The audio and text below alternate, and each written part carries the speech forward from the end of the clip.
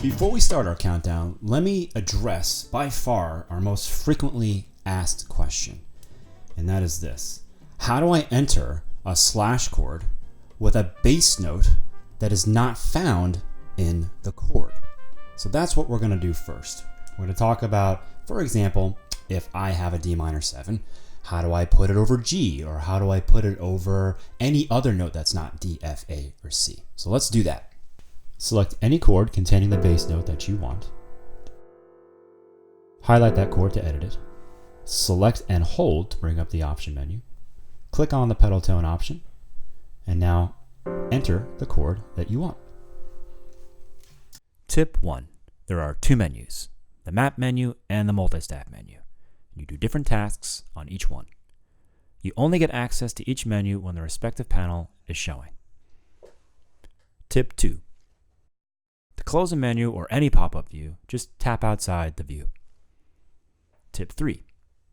You can lock the map menu so it's always showing, or unlock it so you can bring it up only when needed. Tip 4. Menus are scrollable. To scroll, just drag up or down. Make sure not to try to do it on a picker object, like the maps levels. Tip 5. You can turn on and off the map panel's assistant with this button. Tip 6. Portrait and landscape orientations offer different distribution of the viewable panels.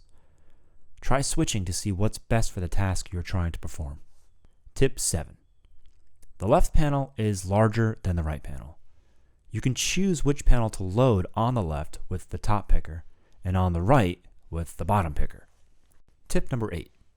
If you want to switch panels, just choose the panel you have on the right using the top picker and it will switch them. Tip 9. You can tap on the keys on the keyboard to play a note. Tip 10. You can switch working modes by going back to the switchboard view using the house button. The current progression will stay loaded and playing while you do so. Tip 11. While editing, you can change how many beats you want to automatically move forward every time you insert a new chord. The app will still go to the first beat on the next measure regardless of the setup. Tip 12. Change tempo and style of the accompaniment with the metronome button. Each style offers variations per instrument, which you choose with the picker here. The piano variations are indicated as the letter P followed by a number. Tip 13. Styles that start with an X always play every chord in the progression. The ones without an X use a more organic way of comping where the piano creates balanced spacing. The ones with the Z use a special algorithm that creates lines in the accompaniment. Tip 14. You can hear a progression chord by chord by tapping on chords in the staff.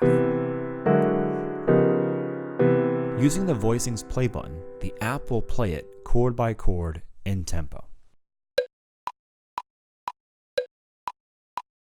To turn on and off the click track or change its volume level, use the metronome slide in the mixer panel.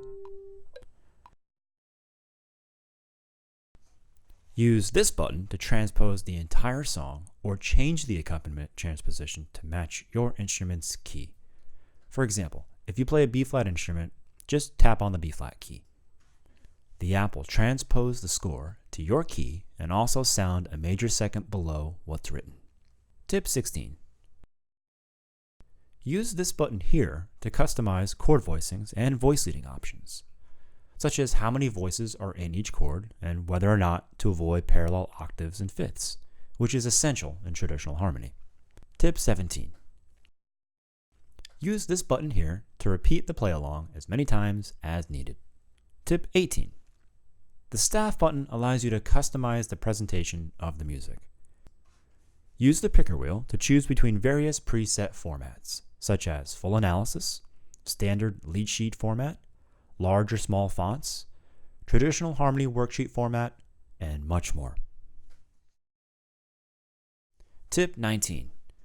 To make things easier to read on smaller screens, use the double system breaks button. which will insert an extra system break on every line. You can also use this abbreviation scales button here, as well as the auto spacing button to make things easier to read. Tip 20. If you insert a double bar line anywhere within the first 8 measures and then tap on the 12 keys workout button, you can create a workout in all 12 keys based on the harmonic progression in those measures. You can also customize the modulation pattern here. Tip number 21. You can reharmonize any song with the click of a button using proven and well-known reharmonization techniques by tapping here. You can also customize how often any of these techniques will be used.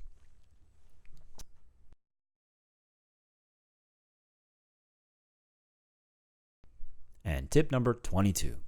To edit chords, bar lines, repeat signs, system breaks, and all the other chart editing tools, tap and hold on the chord or bar line to pull up the editing toolbox.